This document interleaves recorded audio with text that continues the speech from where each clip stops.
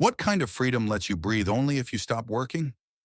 In July 2025, beneath the choking heat of the Sahel, Burkina Faso dared to do what no other West African nation had tried. President Ibrahim Traore, carrying the burden of decades buried in plastic, signed a decree that outlawed all non-biodegradable bags and wrappings. No plastic, no exceptions. By nightfall, over 200 shops and factories had gone dark.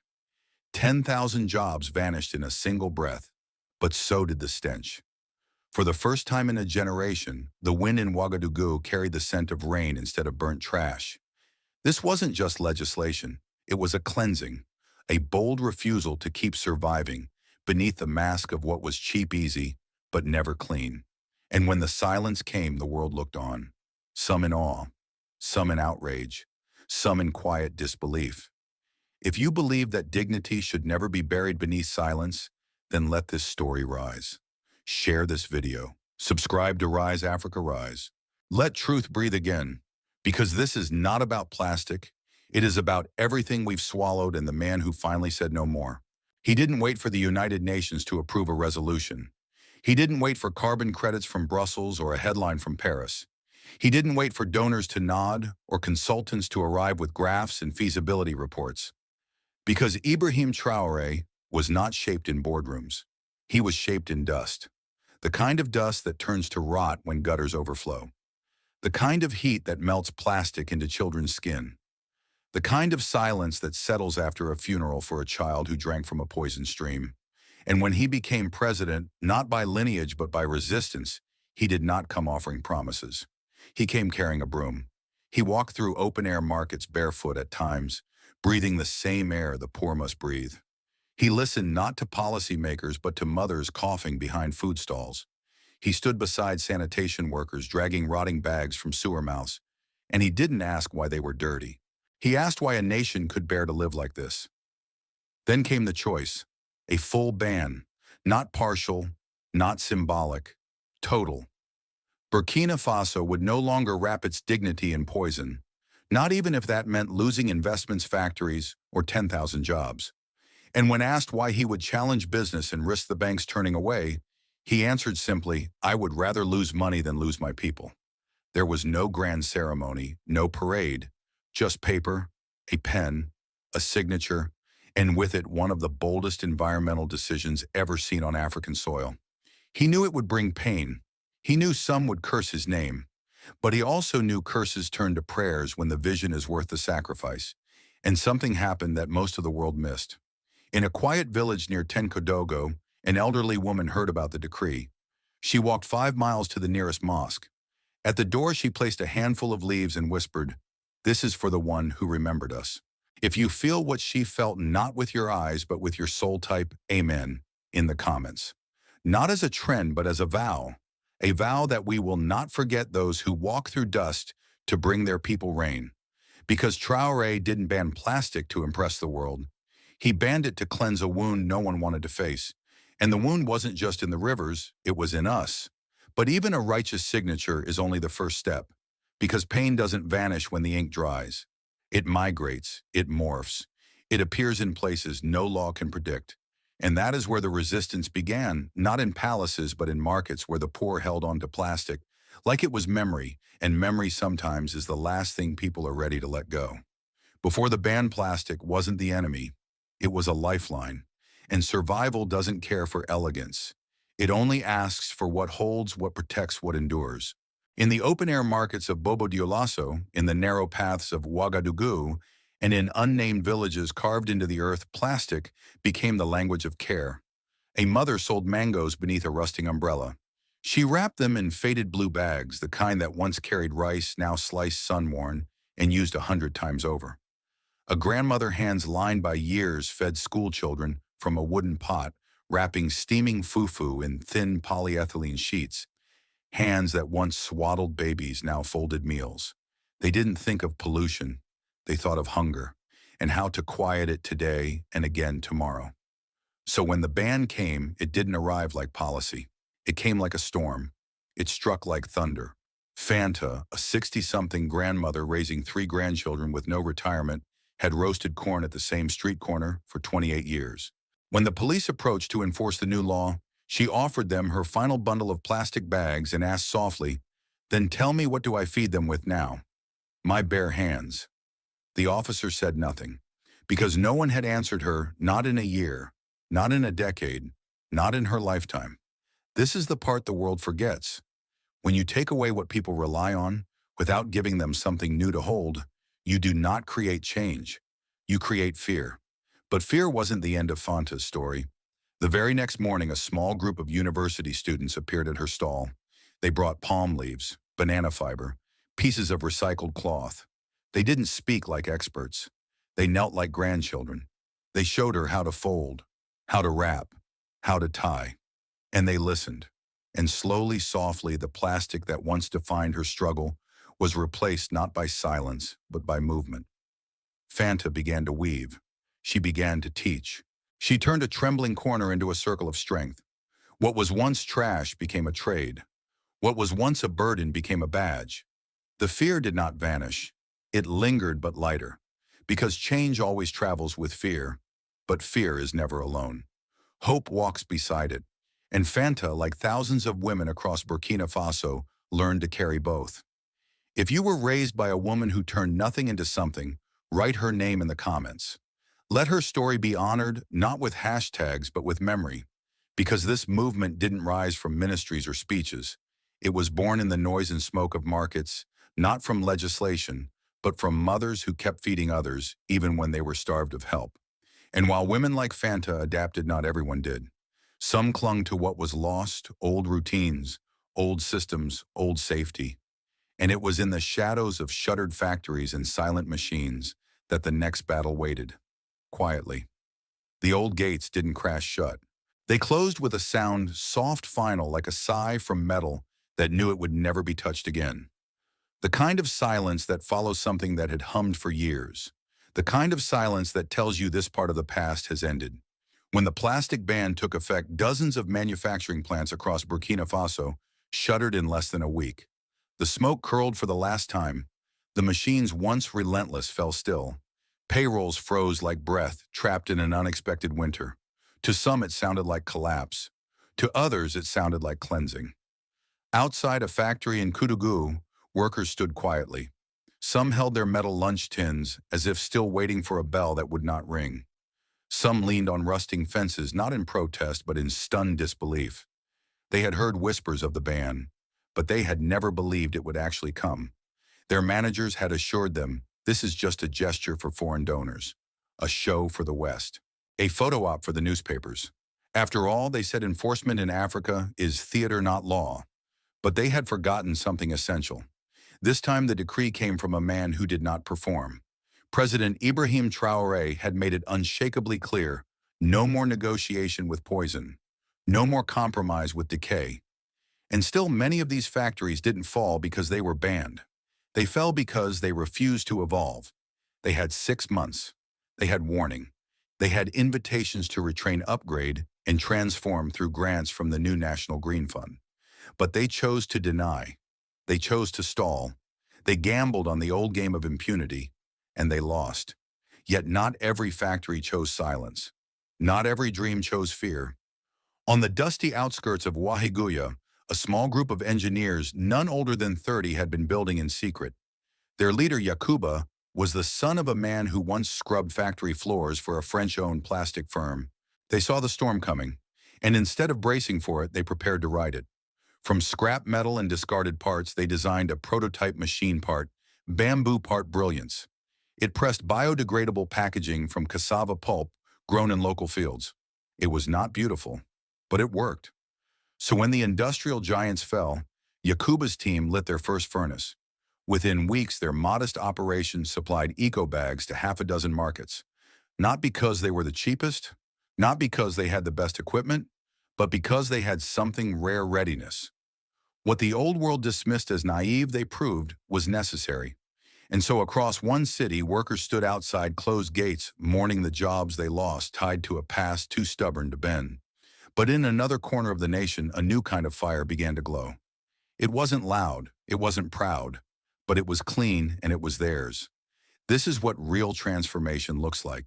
Not in press releases, not in boardrooms, but in hands stained with grease and faith. If you believe that Africa must stop begging for jobs and start building its own future, share this story. Let the world know African industry is not dead. It is rising, one honest hand at a time. Because not all factories must fall, but all factories must choose. Either they produce what the land can forgive, or they become ruins buried in their own shame. And as the smoke cleared from industrial zones that once never slept, something deeper rose to take its place. A question. If what we call production poisons the land that feeds us, are we truly creating, or simply destroying more slowly? But the answer to that question would not come from CEOs, not from policies or profits. It would come from someone smaller, someone closer to the soil, a child. His name was Mamadou. And before anyone ever called him a student, a citizen, or even a son, he carried another name first, the boy who lived in the dump. He was 9 years old when his mother died of asthma, gasping for breath inside a tin-roof shack, barely 100 meters from a plastic-choked landfill outside Fedengurma. No one called it a landfill. To Mamadou, it was simply where the trucks go, and that's where he went too, every morning, to work, to survive. He crawled through heaps of discarded bags. The black ones were thick and sold better, the blue ones too thin. The yellow smelled of frying oil but tore like paper. The green ones, he avoided them. They were dangerous. He didn't learn this from any manual. He learned it from breathing, from blistered skin, from waking up every day with a chest full of fire. Each night he came home not painted in colors but coated in plastic. He didn't attend school. He didn't complain. He just sorted, tied, sold, ate, slept. The dump wasn't his enemy. It was his provider. And that's what made it so cruel. Because when the plastic ban was announced, the trucks vanished, the bags stopped arriving, the buyers disappeared, and Mamadou found himself alone, surrounded by everything he used to need and nothing he could use. For the first time in years, he wasn't choking on dust, but he was suffocating in silence. 3 days he sat there by the same pile of old bags, unmoving, as if waiting for the world to remember he existed. Until a woman in a government vest approached him and asked, "Why are you still here?" He looked up and answered, "Because this was the only thing that ever knew my name." She took him with her to a new pilot school, built quietly as part of the Green Transition Initiative. 10 children sat in that class. All of them had lived in the shadows of landfills under smoke-filled skies near canals that reeked of burning plastic. But here they learned how to shape a different future, how to compost, how to mold starch into packaging, how to build with what does not destroy. One afternoon, Mamadou held cassava fiber in his palms for the first time. It didn't sting his skin. It didn't melt under sun. It didn't carry poison. It simply held. He folded it, pressed it, stamped it. And in that quiet act, for the first time in his life, he created something that healed the world instead of harming it. 6 months later, his name was printed, spelled right on the side of a biodegradable bag. That bag is now sold in 6 markets across Burkina Faso, from trash to trade, from poison to purpose, from forgotten to founder. If you believe that a child buried beneath waste can one day design the answer, comment rise. Because that is what Mamadou did, and what our whole continent must still do. He didn't rise because the world was watching. He rose because the world had forgotten him, and he refused to let that be the end of his story. But Mamadou's healing didn't come only from education. It came from something deeper. It came from the way the earth began to smell when plastic stopped smothering it. From the first time the sky showed its real color again. From the way the wind passed through his lungs, not as smoke, but as breath. Because when the children of the land began to rise, the land rose with them. The rain didn't arrive with thunder. It came like breath returned to a tired chest, soft, unexpected, and clean. For years, the people in rural Burkina Faso had stopped trusting the rain. Not because the skies withheld it, but because the ground could no longer receive it. Plastic bags had choked the soil. Drainage canals turned into mass graves for water. Fields flooded not from too much rain, but from land buried beneath what was never meant to touch it. You could see it in the rice paddies where stalks bent in frustration. You could smell it behind every crowded market, the scent of rot clinging to heat. You could feel it when barefoot children splashed into puddles that should have meant joy but instead carried disease. But months after the ban, something began to shift. slowly, gently, deeply. In the village of Ziniaré, an old farmer named Salif noticed it before anyone else. He didn't speak the language of climate science. He didn't carry data. He simply walked out to the edge of his cracked, tired field and saw something he hadn't seen in 15 years. A sprout, delicate, defiant, alive. He knelt, pressed his hand into the soil, and wept, not just because it was green, but because it was alone. A whisper of a future he thought he had buried long ago. The plastic was gone, and the rain finally had returned. He told his neighbor, who told her cousin, who told the midwife, who told the mayor. And within a week, families began to clear land again, not with machines, but with reverence, as if asking permission from the earth they had once forgotten how to respect. Because when the soil is no longer suffocated, it doesn't just grow crops. It grows memory, it grows faith. It grows the kind of silence that doesn't mean neglect but awe. Birds came back. Insects returned to their delicate work. And the wind, once thick with the stench of burning plastic, now carried the scent of wet earth. A smell older than grief, older than language. A smell that told the people, you are welcome here again. In one classroom, a teacher asked the children to draw their village. Most of them sketched clouds. Not factories, not chimneys, not smoke. When asked why, one little girl smiled and said, because now the clouds can come down. They're not afraid anymore. If that reminds you of a smell you once loved but forgot, like rain on dry dust, like home after exile, share this video. Someone else may need to remember it too, because this isn't just a tale of environmental policy. It's a story of reconciliation between land and people, between breath and body, between the future we dared to plant and the past we must stop poisoning. And as the clouds resumed their sacred labor above, new questions began to fall with the rain. If nature can forgive what we did, can we forgive ourselves? But forgiveness is never the finish line. Forgiveness is a seed, and every seed needs guardians. It needs people willing to stand, not with slogans, but with vision, with hands that build, with hearts that protect. Because while the rain had returned, not everyone had. And for this fragile new dawn to last, someone had to stay awake. Not to be applauded, but to witness. And there was one man, the same man who had signed the ban. He now stepped forward again, not as president, but as witness. He stood without a throne. He wore no crown. He didn't raise his voice. But the silence that surrounded him roared louder than any anthem. Ibrahim Traore stepped forward, not to declare victory, but to name the war. This was never about plastic, he said. It was about the things we allowed to become normal, about how much suffocation we accepted just to get by, about the kind of people we became in the name of convenience. But this ends here. And behind him stood no generals, no ministers in tailored suits. Instead, women with baskets woven from palm leaves, men whose fingernails still held soil, children who no longer waded through garbage to find play. Burkina Faso had not won with bullets. It had won with breath, with vision, with refusal. Refusal to stay entangled in the lie of dependency. Refusal to mistake cheap for harmless. Refusal to let the land be the last to speak again. And now the world began to listen. Burkina Faso latest news surged on search engines, not because of scandal, but because of seeds. International media, once blind to this soil, now sent crews not to document failure, but to witness clarity.